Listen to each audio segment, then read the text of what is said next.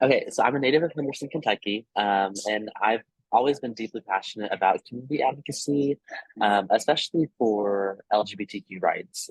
That's kind of been a common trend throughout all the work that I've been able to do.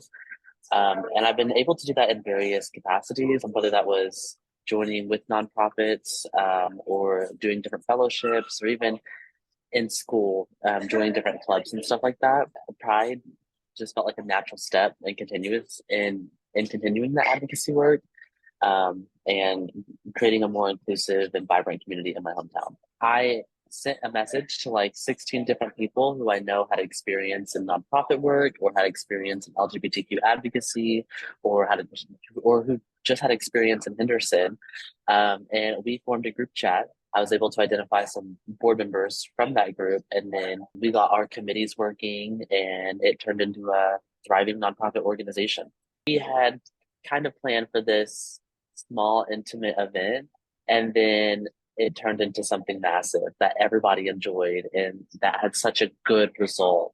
I'm sure it looked a little goofy because I have no experience in performing like that. But it ended up being a really, really cool idea and working out really, really well. We raised several $100s for the organization just off that performance alone. So we actually, knock on wood, have been very, very lucky in the support that we have received. And the support is either it's so overwhelming that it drowns out some of the opposite side of that. It really sets a good tone, I think, for Henderson, but I think also for surrounding counties. I've had other people reach out who wanted to do something like this in their hometown.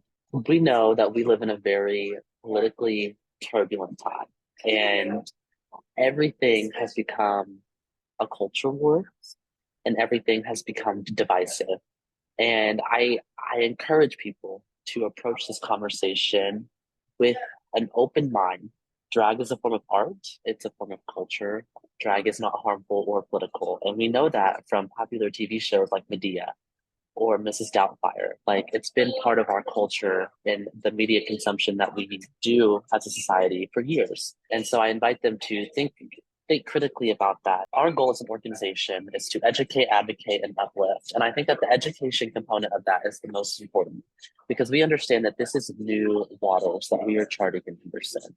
Approach us with an open mind. We're happy to talk to you. We're happy to communicate with you and guide you in learning more about this topic in our organization.